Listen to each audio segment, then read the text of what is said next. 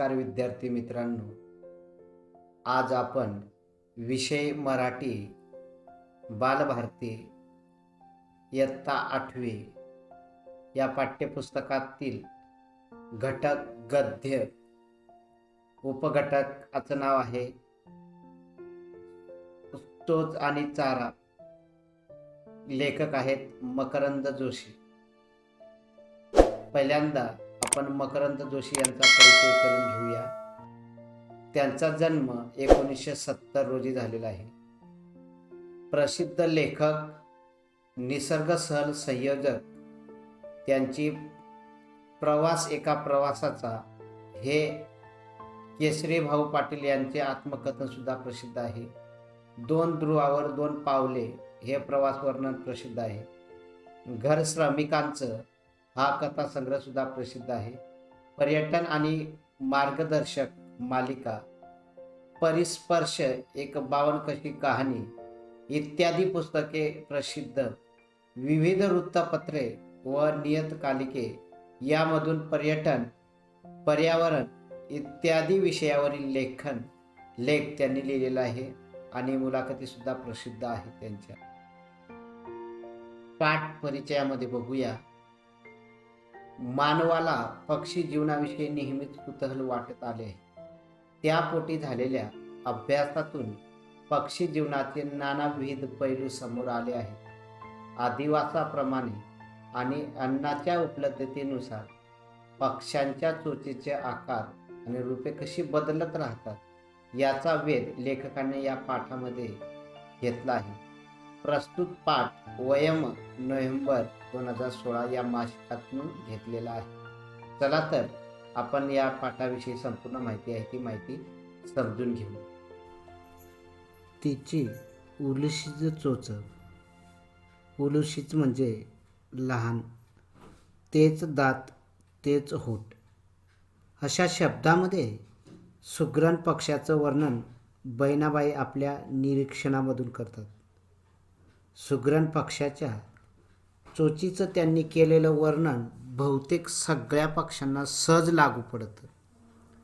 पक्ष्यांची चोच म्हणजे केवळ त्यांच्या तोंडाचा भाग नाही, कारण या चोचीनं अन्न खाण्याबरोबरच इतर अनेक काम सहज केली जातात.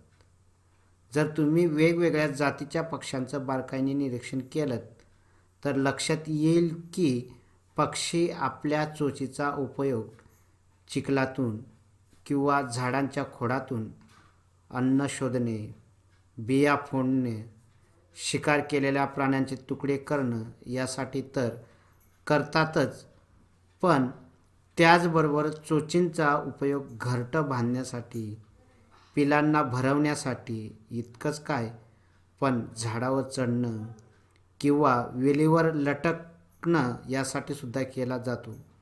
म्हणजे चोच ही जणू पक्ष्यासाठी हात, पाय, दागिना, चमचा, फावडं, करवत आणि बरंच काही असतं. सर्वसाधारणपणे पक्षी निरीक्षण करताना पक्ष्यांचा रंग, उडण्याची किंवा बसण्याची पद्धत, याचबरोबर त्यांच्या चोचीचा आकार कसा आहे याकडे लक्ष दिले जाते. कारण चोचीच्या आकारावरून त्या पक्ष्याचे भक्ष्य म्हणजे शिकार, घरट्यांचा प्रकार याचा अंदाज बांधता येतो. प्राणीसृष्टीमध्ये वेगवेगळ्या गटातल्या प्राण्यांच्या शरीर रचनेकडं बघितल्यावर जाणवतं की फक्त पक्ष्यांनाच चोच असते. उत्क्रांतीच्या ओघात म्हणजे उत्क्रांती म्हणजे काय, तर सजीवांची निर्मिती झाल्यापासून आत्तापर्यंत त्यांच्यात प्रचंड प्रमाणात बदल झाले आहेत. हे सजीव पूर्वी होते तसे राहिले नाहीत. त्यांच्यात सूक्ष्मपणे व खूप हळूहळू निसर्ग नियमानुसार बदल घडत आले आणि त्यांना आजचे रूप प्राप्त झाले आहे. या बदल घडण्याच्या प्रक्रियेला उत्क्रांती म्हणतात. चार्ल्स डार्विन हे उत्क्रांती सिद्धांताचे जनक मानले जातात. तसेच बदलत्या हवामानात आणि बदलणाऱ्या नैसर्गिक परिस्थितीमध्ये टिकून राहताना प्राण्यांच्या शरीरात बदल होत गेले. त्यातले कालसुसंगत म्हणजे काळानुरूप उपयोगी आणि आवश्यक बदल टिकून राहिले. याच प्रवासात पक्ष्यांची चोच निर्माण झाली. पक्ष्यांच्या ज्या वेगवेगळ्या जाती निर्माण झाल्या त्यांच्या चोचीमध्ये रंग, आकार यात विविधता निर्माण झाली. मात्र पक्ष्यांच्या प्रकारानुसार चोचींचे प्रकार बदलताना दिसले. तरी सगळ्या पक्ष्यांच्या चोचींची मूळ संरचना समान असते. कोणत्याही पक्ष्याची चोच 2 भागामध्ये विभागलेली असते. वरचा भाग मॅक्सिला आणि खालचा भाग मॅन्डिबल. बहुतेक पक्ष्यांना ह्याच चोचीवर बाह्य श्वसनेंद्रिय असते. तुम्ही जर बारकाईने निरीक्षण केलं तर पक्ष्यांच्या चोचीच्या सुरुवातीला 2 लहान छिद्र दिसतात. या छिद्रांमधूनच पक्षी श्वासोच्छ्वास करतात. अपवाद म्हणून किवी पक्ष्यामध्ये ही छिद्र चोचीच्या टोकावर असतात.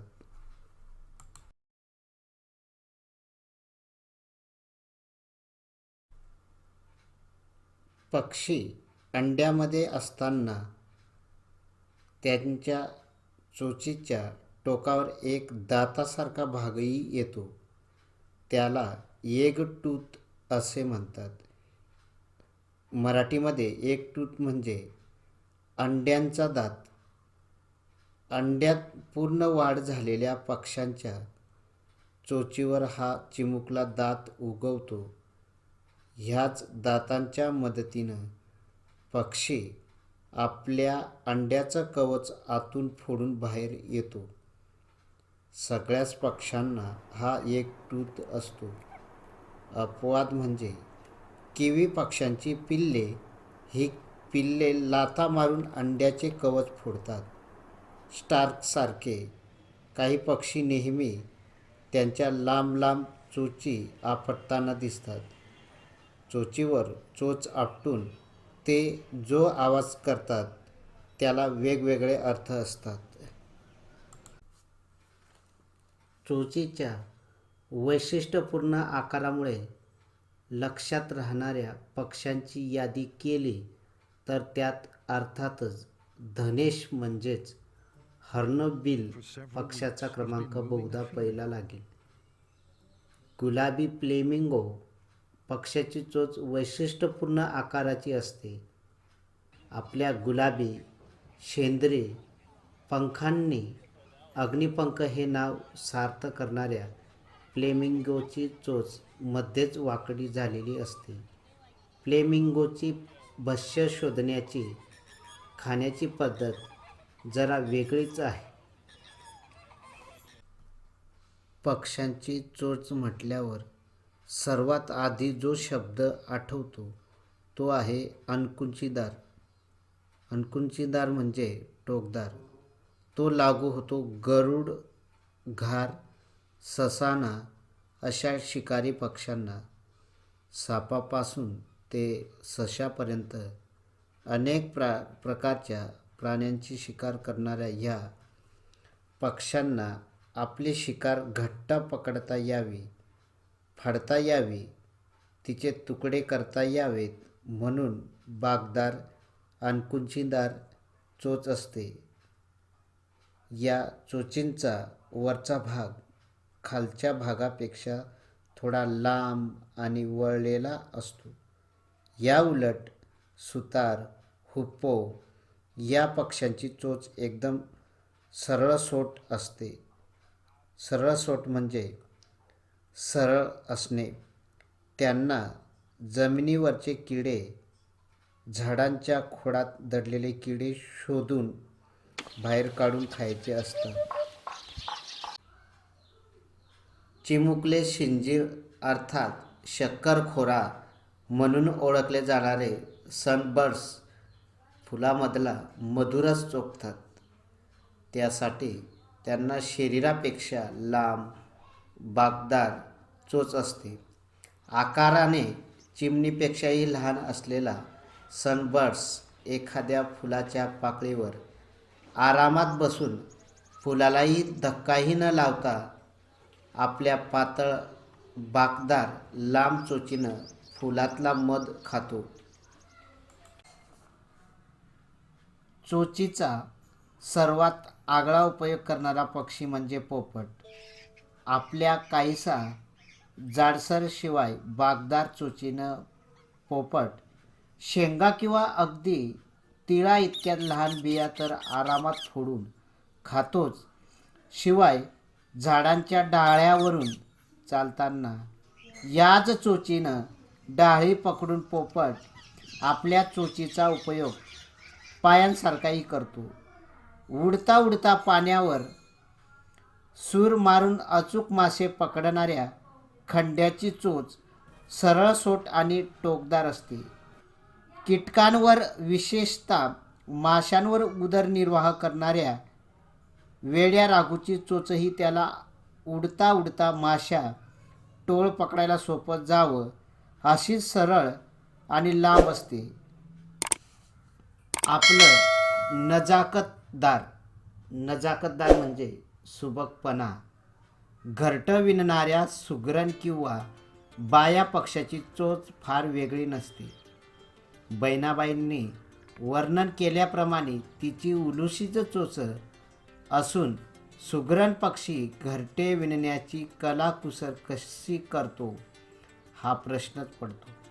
याउलट चोचीनं पाने शिवून घरटे विणणाऱ्या शिंपी पक्षाची चोच एखाद्या सुईसारखी पातळ आणि टोकदार असते. पक्ष्याचं हे चोच पुराण पाहिल्यावर एक गोष्ट लक्षात येते. निसर्गाच्या या अफाट पसाऱ्यामध्ये प्रत्येक जीवाला विशिष्ट असं स्थान आहे आणि त्या स्थानावर तो जीव राहावा म्हणून निसर्गानं त्याला काही आयुध म्हणजे शस्त्र, हत्यारं दिली आहेत. पक्ष्याची चोच हे त्याचं उत्तम उदाहरण म्हणता येईल. प्रत्येक पक्ष्याची चोच त्याच्या अधिवासाप्रमाणे अन्नानुसार बदलताना दिसते. पण जर असे वेगवेगळी भूमिका बजावणारे पक्षी एखाद्या परिसरात नसतील तर वरही निसर्गाकडे उत्तर आहे. दक्षिण अमेरिकेतल्या गॅलापॅगोस बेटावर पिंच पक्ष्याच्या 13 प्रजाती आढळतात. आता पिंच ह्या एकाच प्रकारातले असल्याने त्यांची मूळ शरीररचनाच सारखीच आहे, पण या सगळ्यांनाच खाद्य मात्र वेगवेगळं आहे. म्हणजे एक पिंच जमिनीवरील किडे खातो, दुसरा कठीण कवचाची फळे खातो, तिसरा धान्य खातो, तर चौथा झाडाच्या सालीतील किडे खातो. आता खाणं बदलल्यामुळे या सगळ्यांच्या चोचीचे आकार, रचना बदललेली पाहायला मिळते.